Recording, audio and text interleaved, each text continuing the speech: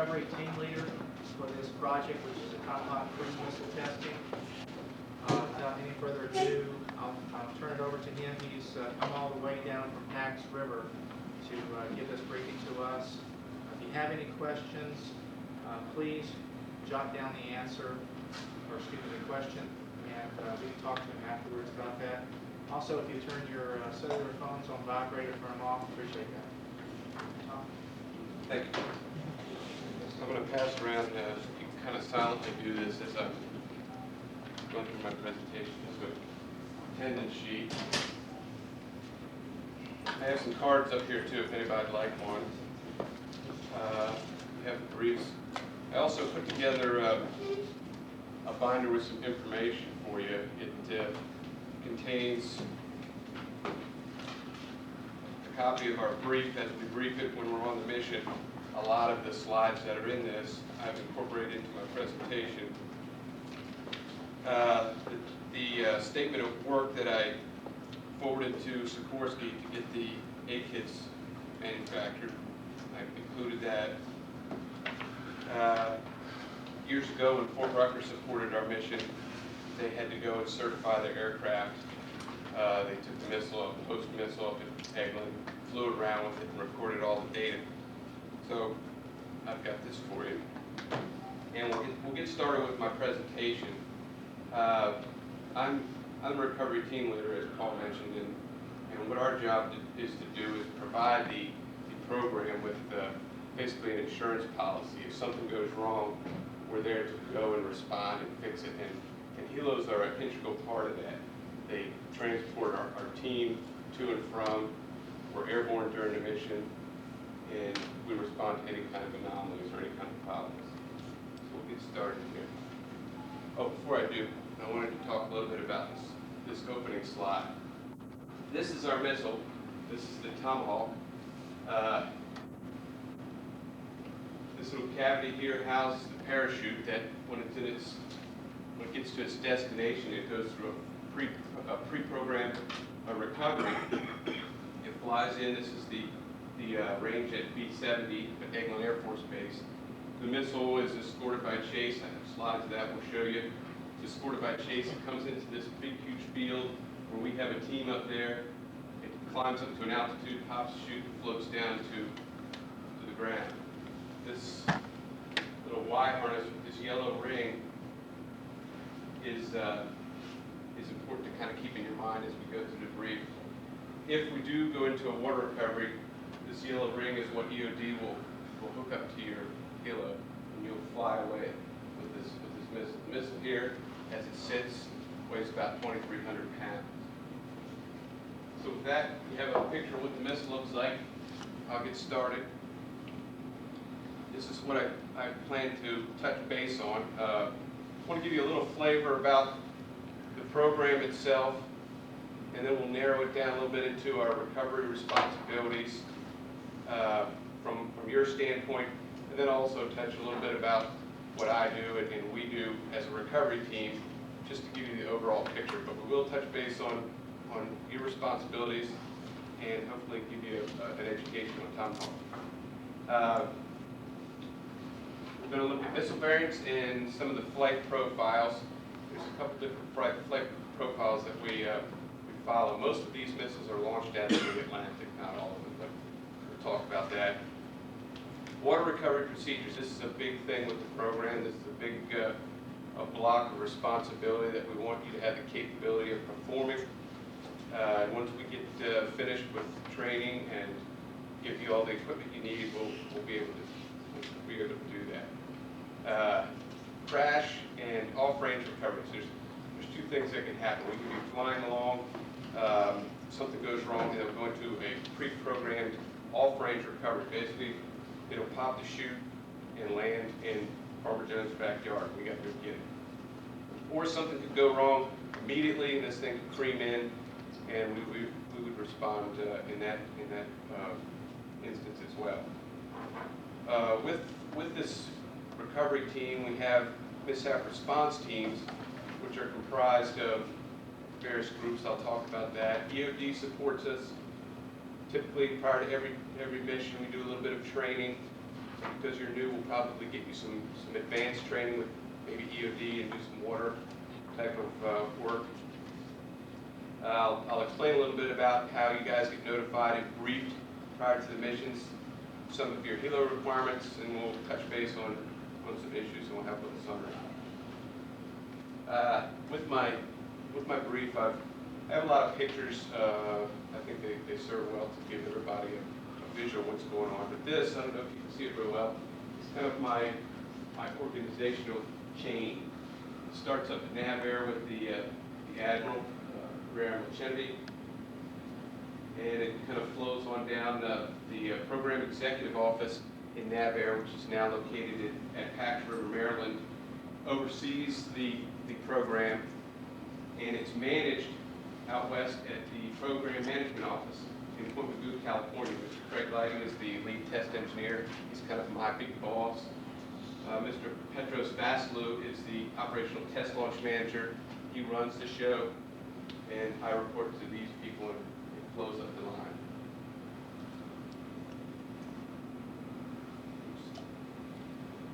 We have a couple different platforms they launch these things off of. You might have seen some of the footage from various Desert Storm and various missions that's been on CNN and so forth. But surface ships will be testing these things operationally, and they'll be launching for us, and these will all be briefed. Submarines will launch as well, and they'll be off the coast of Jacksonville, out in the warning area, and after they, the two types of missile variants that come off these platforms. We have a nuclear variant, which is inert. It's a package up in the nose of the missile that simulates the nuclear process and so forth. And some of the nuclear boom stuff has been taken out, and electronics and so forth has been put in there to simulate what would happen. The only hazards involved with this is there's little depleted uranium, and we brief that. When we go into that, we have a RASO team that helps assist us if there's any kind of hazards, but it's very minimal, and we'll talk about that prior to our missions. The other variant is a conventional variant, and basically the warhead is removed and counterbalance has been put in, and it just flies like a missile to the target recovery area and gets scored. So those are the two types we have. After the missile has been launched, Eglin Air Force Base has a gaggle of chase planes, F-16s, F-15s. They're flying a circular pattern either around the sub or the surface platform. The Navy test conductor will go through a countdown.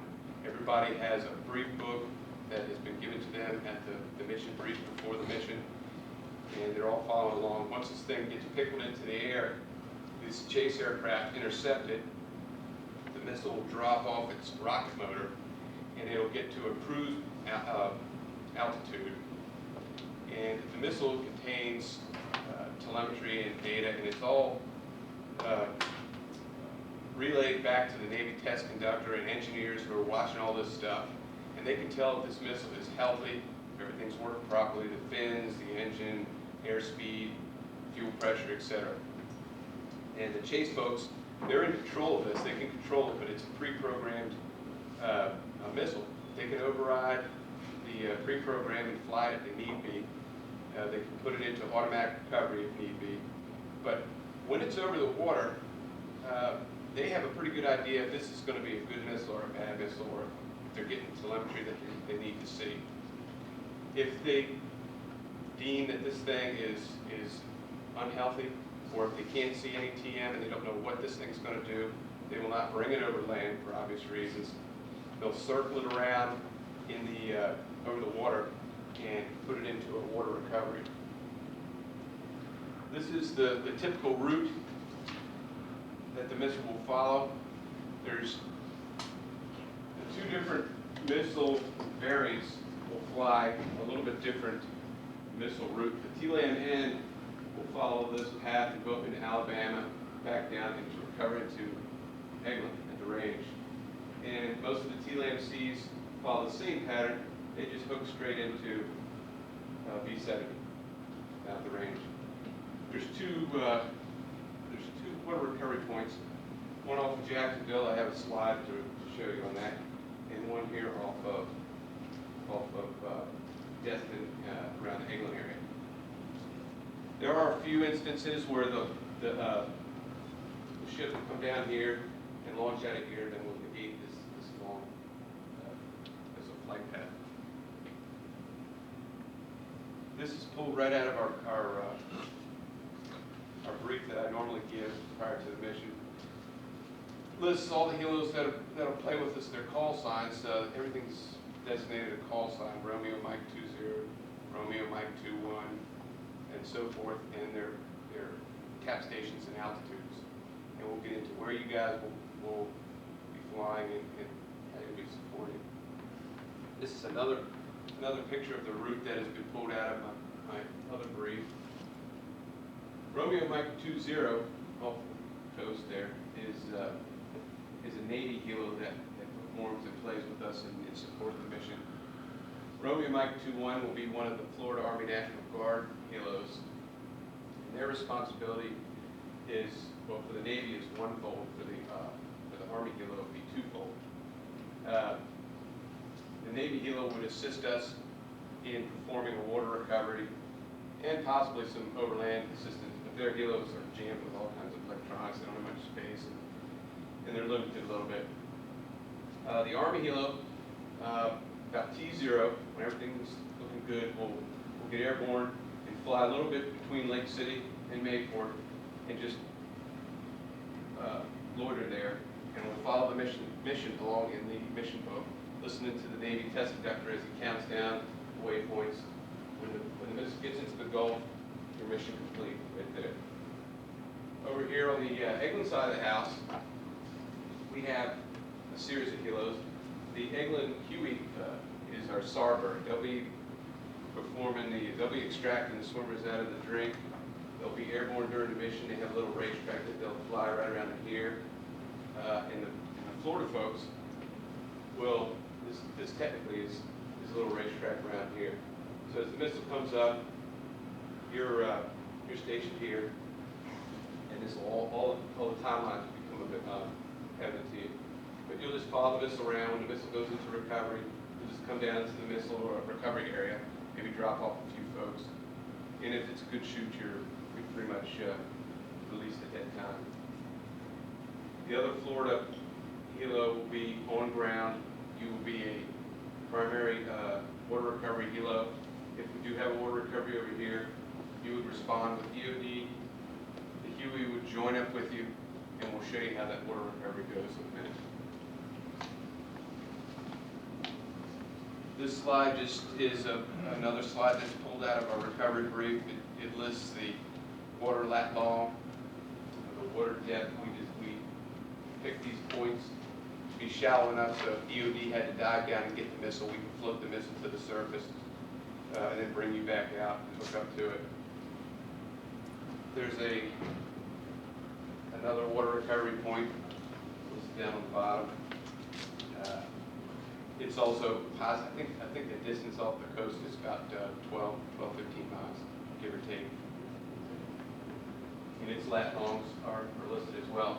This is the missile corridor that'll fly. This is B70.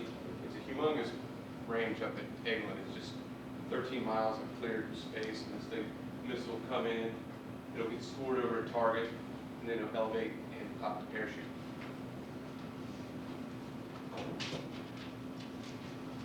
This is how we brief how we're going to perform these water recoveries, and I have a video we'll show you immediately after that really gives you a good visual on how these things are done. If they do take the missile to the recovery water recovery point, we'll know that, we'll hear that. And they'll have to fly this thing around to burn off some fuel to get it light enough to float. So when we hear this thing going awry or things are having problems, we'll gear up and we'll start to move into the water recovery area. If it was off Jacksonville, we team up with the Navy helo and go out there. In Romeo Mike 2-1, that would refer to the Florida helo. You'll have the EOD folks on board, or a recovery team member on board, and you would deploy the EOD swimmers. And they have these auxiliary float bags, which they can put onto the missile to help it float a little better. It has its own float bag, but it's pretty limited in its capability. They'll attach the float bags, and then they'll call you in. You'll come in. You'll hook up to it with a recovery hook or a recovery class or something. However you guys decide to do that, I have some suggestions on that. But and you'll fly away with the missile in RTB to Mainport. Just land it in the grass adjacent to the taxiway or something. And then the Navy helo would come in and act as a SAR and pull the swimmers out in RTB. And the same thing goes for the Eglin area. You would perform the scenario in the same manner, just different helos. I think this is my point where we're going to jam in here a tape. It's not very long, but we did a water recovery out on the West Coast. And the EOD guys and the Navy helo guys out there performed this technical.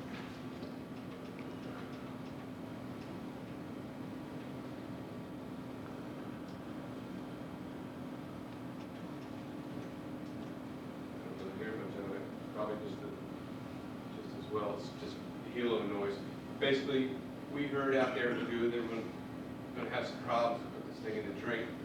So we picked the helos off with the EOD folks.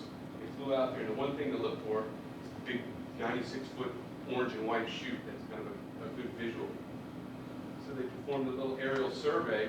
You can see the missile floating off ahead of the chute with a yellow float bag. So they waffled around and got upwind from it and started to hover at an altitude that the EOD likes to jump out and cast. You'll see them jump out here in a second. A little shaky, but two EOD guys jump in the water and they have a cast master that throws them in there. So they'll jump in. Comes the next guy. They'll throw them out some float bags. I think they throw them out in advance. Then the helo will move off. And they'll swim in, put these float bags on the helo. They're doing that right now. They've got it all hooked up, and everything's well. They'll bring the helo back in, same helo that cast them, and it'll lift the missile.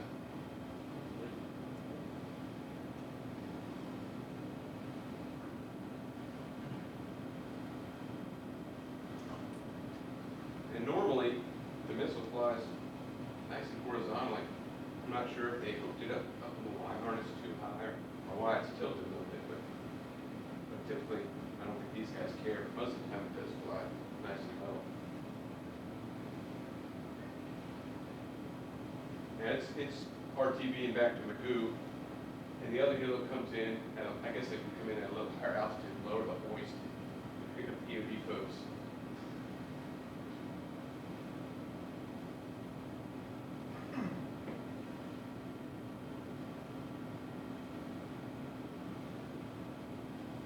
Now they're both back en route to Magoo.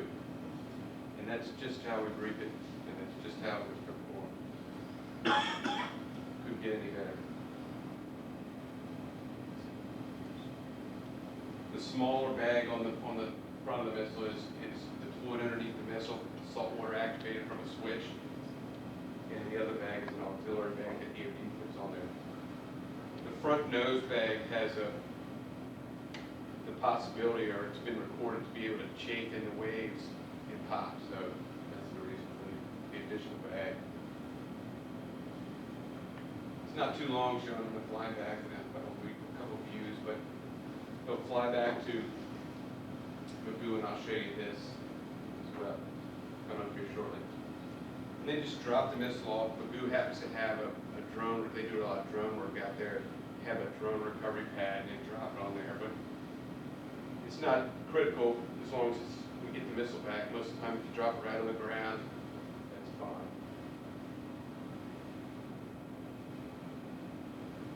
We'll be wrapping this up here shortly. These guys, I work with these guys all the time, these Navy guys, EOD folks, and they were all excited. And this is Magoo, they're bringing the missile in. They'll drop it off, and then we go and get it. And I'll show you later in my presentation what we do with it after we get it. That doesn't concern me a whole lot, but it gives you a little insight as to what we do. So,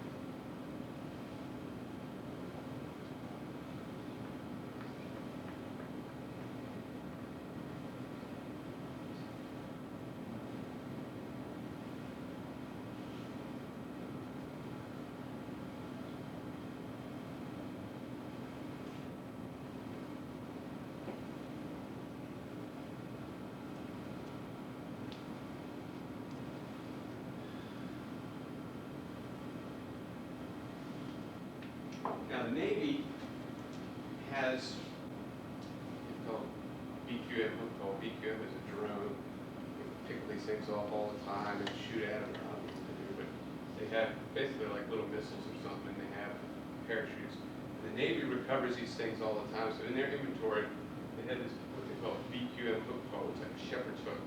Has a little latch on it. They go down, put it out, and pass it to EOD, or they can physically hook a drone or missile or whatever they're trying to snare up themselves. Now, Fort Rucker, when they supported us, that's it. I always thought about the snare pole is it was a little bit dangerous. And with the UH-60s, the rotor blades would be right down on top of you. And if you had a crewman or something passing this thing out, you could possibly have some problems. But I have a picture in my slide of the apparatus that Rucker used. So that's a little bit of water recovery in a nutshell. That video was a perfect visual on how this whole process works. And out in California, the recovery point's not that far off the coast as it is here on the East Coast. It's a short flight out there. Swimmers get in, hook up, and RTB. That's it. This one water recoveries. Our other issue is off-range or catastrophic recoveries. And this is again pulled out of my brief that I'll give the day before the mission. But we have helos airborne at various stages along the route, and chase planes following the missile along the route. So there's all kinds of eyes on this thing. We can't see it so much, we're standing in the way, but chase folks, if this thing all of a sudden goes nutty and falls into the ground, they'll mark it. And the TM will know exactly where this thing is. And that's pretty much how we find these things out in the drink as well. If you have TM and a GPS, the missile updates itself all the time with this GPS. And as soon as it goes in the ground, they have a mark. Plus the chase planes have seen it. So they're marking on top, and they'll vector us into the crash site. So when we get there, we'll survey it, we'll find this thing. Most of the time the parachute gives it away. We'll find it, we'll secure the site. We'll want to get people on the ground as quickly as possible. Most of the route is rural. We have a couple engineers fly the route on a 2-year basis to make sure there's not a school or something, or how can we deviate around the building or a new housing development. So most of it is pretty remote. A few crashes that we've had over the history of this program has been in the boonies. But we'll get there and get our team there. Once we get the original initial response team, we call it, the IRT, we'll secure the area and we'll figure out what we need to do to clean the site up. And basically that might mean some more equipment. If we have the press and stuff start to find out about this, we're going to want to get public affairs down there, we're going to get security down there. And it's going to be an all-day process. Basically we'll get there, the helos are our transportation. Most of the time there's a clearing where you can land, which will be basically a taxi back and forth. This picture right here was a aerial shot of a crash area that we had. We've only had 3 in the Florida region since the inception of the program, or since testing has started back in '84. We've done, oh geez, hundreds of these things, many missions. And so they're few and far between, but you do have to have some kind of means of getting these things cleaned up and responded to. So I got a video on this as well. I hope you don't mind. Crashes happened on that one loop that goes up in Alabama. So some of them have flown a long time before they'll experience some kind of problems. And because of the problems that they've had, they've made corrections. A little bit higher flying, so if something goes wrong, they can punch to shoot quicker, etc. Little snapshot, little video of how this thing comes out of the canister. You can see the fire in the background. It's got the rocket motor pushing it along, then it'll fall off. Chase planes are escorting it, and in this instance, it just went down.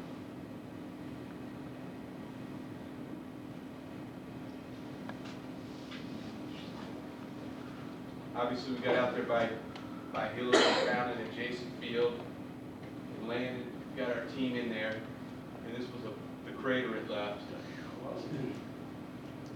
Some missile debris. And one of our jobs, is to clean the site up.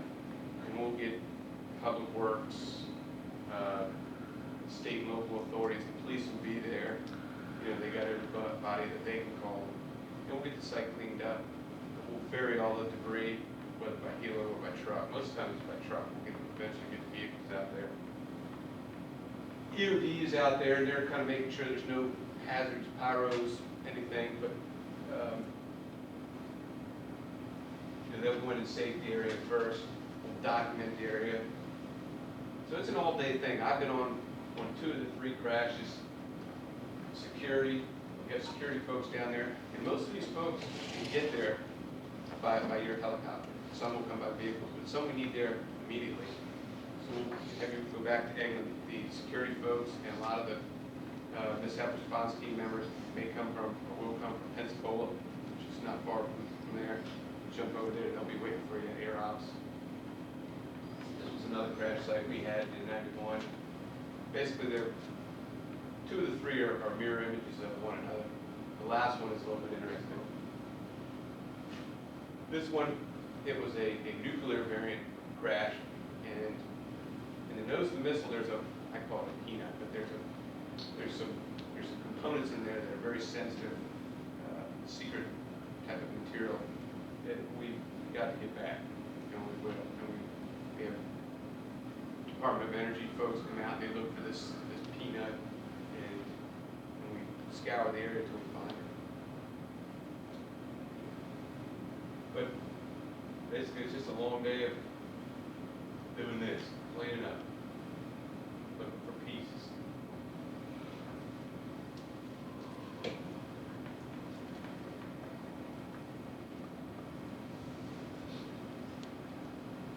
This was a field, and some of the equipment you saw there that we found very close by. Now this was our first, I think, our first crash that we ever experienced. I don't know how we ever found this thing. I was doing the videotaping on this one. It hit this little swampy area, little marsh area, and that's mainly why the missile stayed more intact. Most times this missile will blow up into a multitude of pieces, but this one stayed kind of intact. It came in, broke off where that cavity is, where the parachute is housed, snapped over, and it was very interesting because it was so marshy. Because it had big chunks, we cleared the area, cut down some trees, and called in the Hilo folks. They came in and then lifted out the big chunk for us, flew it back to Eglin.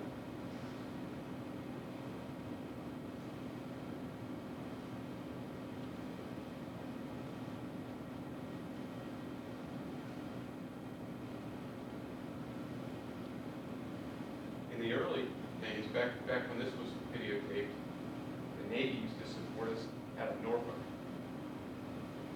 And that was, and the military used to do things for free. It was a military project, and the military were supported. And they would come down and, There's no way in hell.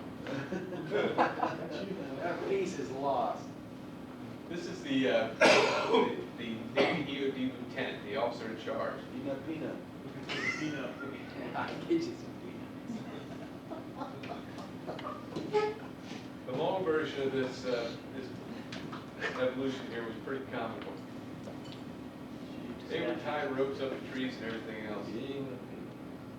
This all had fuel in it. It was nasty. It was kind of cold.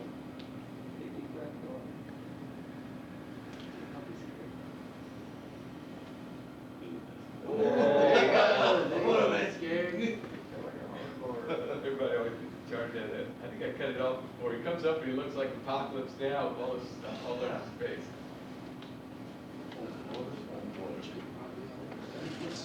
That's our crash response right there on television. For the Hilo folks, again, you're basically our transportation there. You're going to be our lifeguard, getting us there, getting folks on the ground. Now, the reason for the hoist is kind of a twofold thing. If we get to an area that's so wooded that there's not a reasonable clearing close by, we'll lower people down, get them on the ground, and we can find a spot or RTV to the closest area. Specifically, or particularly if it's an area that is populated or that there's some serious problems, we have there's a potential for this thing to go into someone's home or a street, busy street corner or something. Very unlikely, but it's a potential. So we would have to get people on the ground. And in that instance, we would be there to assist people and help save lives, of course. I got a couple more slides, several to show you. This one is a picture far away of the parachute. It's quite an enormous parachute, but when this thing comes screaming into B-70, the range folks don't allow us to be right down here, so we're off on the edge with our team and the EOD folks. This thing floats down onto the ground. The parachute releases, floats away, and then we'll go in there, and there's some certain safety procedures that EOD we perform on the missile. Basically, it has a couple of pyros left in it to release the float back, and we just sink that. So once we deem that this missile is down on the ground and everything is normal, that's your cue to you're released. You're free to spend the night again at the hotel and go back the next day if it's late in the day, or go back that afternoon, but you're free to RTB at that time.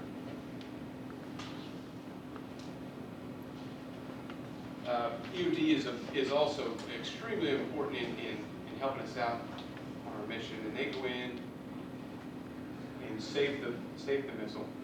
We oversee that process, but they're the ones that physically do the saving, and basically all that is taking a couple panels, some panels on the missile that are taken off, and some plugs are taken off.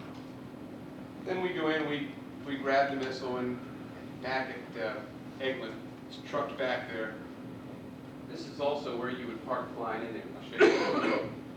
It's called the hard stand site, which is a little bit off to one side of where this little missile dolly is. Then we work on the missile, we fold up the wings, put it in the missile shipping container, and we ship it back to the factory and they reuse it. This one slide I just threw in here to kind of give you an idea on our support groups or what makes up this whole recovery team. Of course, Hilos are our primary means of transportation. We have included you guys in there. We're going to be having Mayport or Jacksonville, whoever they designate for service. And Eglin supports us with the queuing. recovery team, we're out of Pax River. We oversee the whole process. And EOD is an integral part as well. EOD in Mayport and EOD in Panama City help us at both ends of the route. And the mishap response team members, these are people that will come out probably second fold and help us out security from either Jax if it's on the mainland side of the route, or Pensacola if it's on close to the Egland side of the route. Legal, if there's any kind of legal matters that we have to address. Public Works would be sending out dozers or what have you, any kind of other items we might need. Environmental, if we have a fuel spill, etc. RASA, these are the radiological safety people. They come out and make sure everything's copacetic with depleted uranium. In public affairs, well, the program has its own public affairs person, but there's also public affairs that might come from Jax or from Pensacola. And the DOE folks, again, if it's a TLAM, and TLAM stands for Tomahawk Land Attack Missile. TLAM and TLAM-C, conventional nuclear variant. Specialist Lockley, line 1. Specialist Lockley, line 1. Getting ready to wrap this up, so we're not losing you. This is just a snapshot of Rucker when they supported us, but this pad that they fly into is called the hard stand site. It's close by where we operate, so we can communicate with them, load their helos up with equipment. It works out real nicely for us because it's right where we're working. Picture, this is the Huey that helps us out. They have voice capability, and hopefully we will too eventually. And they assist us in the water recovery. They'll be providing hoist services, and they're up on the roof. Just a picture of what their platform looks like. And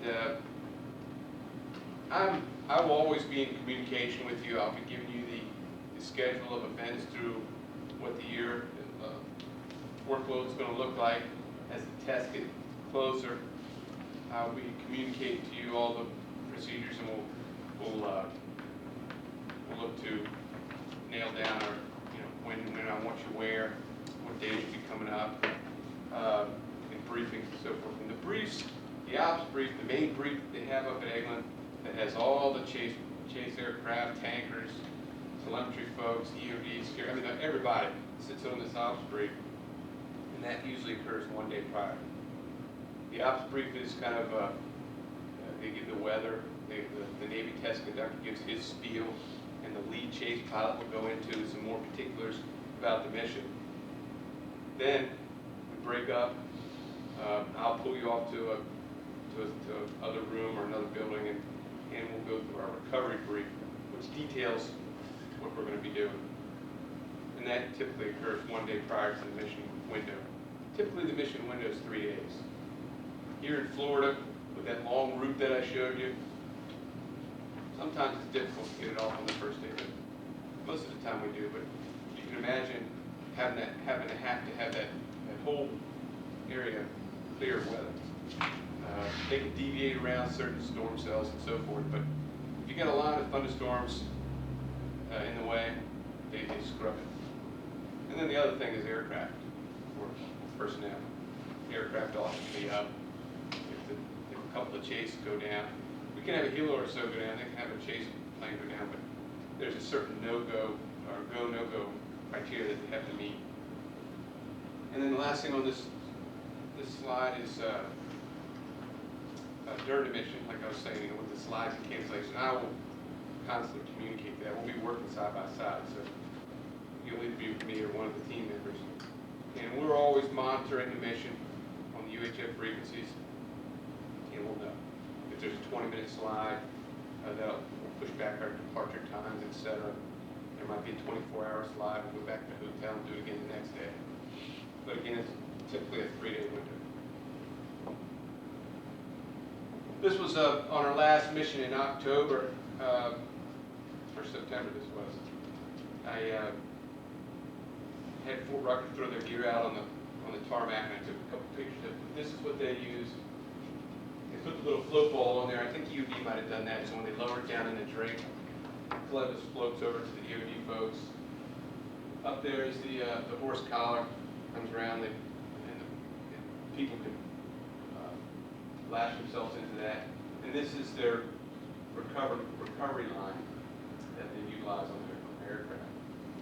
I don't know if you guys have anything similar to that to use for firefighting or for your job around here, but ultimately we'll have to have something similar to that we could lift, carry the missile.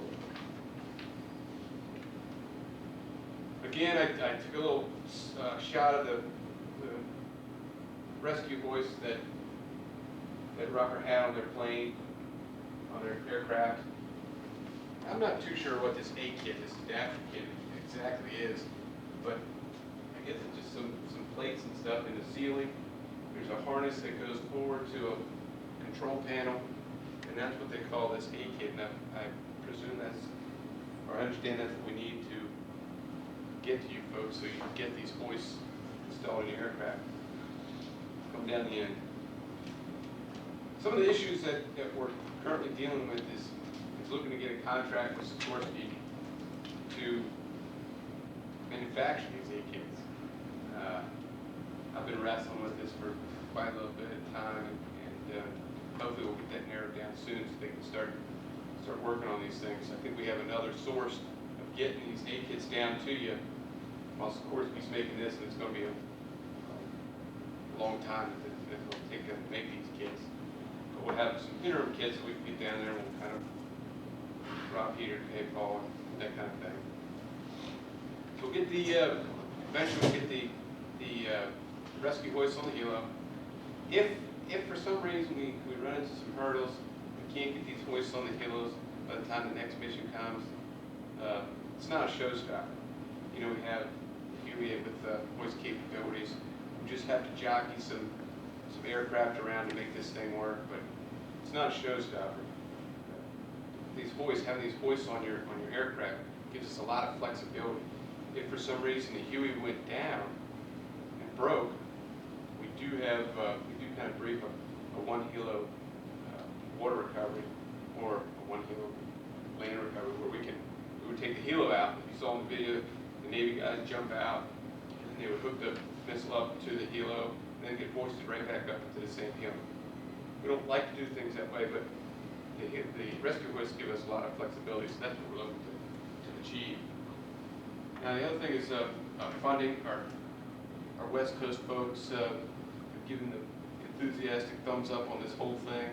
They're really excited about having you guys in on this project as well as myself. Helos are extremely important in this program. You know, everything's got to fall into place. You have aircraft, jets, and you got the helos. You know, the ships have to work, and it's all got to be one big puzzle that fits together. So we're all excited about getting you guys up to speed on this thing. Now, I'm not sure. That kind of puts the ball in your court a little bit on what you have to do to get trained, to feel you're prepared to support the test from what I've shown you. Do you have to go and do some dumper training? Do you have to go and get ease bottles? I don't know, but you guys are the experts on that. If you do want to do some training with the DoD folks, there's up in Mayport, they have an inlet in there, and they put their Zodiac out in the river. The DoD guys can jump off your aircraft, you can pick it back up at the hoist and do some simulated, well, it's not really simulated, but it's just not out in the ocean. Do some water training. Mayport has the washdown system, so after you get done with your training, you can go clean your helo up. And my summary is 1 or 2 slides ahead of the ending, but basically, in summary, like I said, helos are a vital part. They're a go, no-go thing with the project. We have to have a certain amount of helos. We can have 1 or 2 go down on us, but we have to have the capability out in the Atlantic and in the Gulf to do water recoveries. For some reason, the Navy helos, you'd think in your mind, well, if this is a Navy project, why don't you get Navy helos to do this? Well, the Navy, they've had some issues. It's not their mission. Their helos aren't certified. kind of a thing that I don't know really how to explain it. I tried to tackle that with them, tried to plead them to get them to support us, but it was a dead-end street. And the Army supported us with Fort Rucker. They support us out in California. Navy does too, but here in Florida, we've had a hard time getting the Navy to support us on this with certified helos. The helos in Mayport, the UH-60, is not certified to lift the missile. It's an H-60. Probably, I don't know, I'm not an expert on those, but they probably have the same engines, the same airframe. They're just a couple little unique things that make them different. That's SH-60. You have the UH-60. So I don't know, but it's a big project. People come from all over the country. You have warships, submarines, fighter jets. You have C-130 tankers, security folks, recovery folks, helo folks. I mean, it's a humongous effort. You have mission folks. It's an enormous project, and nobody's more excited about getting you guys in this thing than I am, because helos are a big thing to me. This is our little building. When you guys come in and land, where I was showing you Fort Rucker's hard stand site, which is right down the hill from this little building. This is building 917. It's a small building we have up there. We have an antenna. We monitor the project. The helo that will be on standby for water recoveries off of Eglin will be right down the hill. You can come up here and kick your feet up and listen to the mission. We have a bay area if you need to store any kind of equipment or what have you. On the other side, we have offices and desks, and there's some shower facilities there. But this is just right up the hill from where you usually park, so I just thought I'd show you that. So if you landed and you were looking for it, you know what to look for. I thought I had one more slide, but I guess that's it. Our schedule, and I'm wrapping this up here, so bear with me. Our schedule for this next fiscal year, and coming up on the end of this fiscal year, is we have one mission in August. That's our first mission we got coming up. The only problem with that mission, and I just saw this before I came down, that mission is pending funding. If it doesn't get funded, it won't happen. It's been on the schedule for a long time. Most of the time, if there's a last-minute push, who's going to fund this thing, the fleet or the program office or what have you, somebody usually coughs up the money. But if it doesn't get funded by 22nd of July, that one will be off the map for us. We have two missions in January.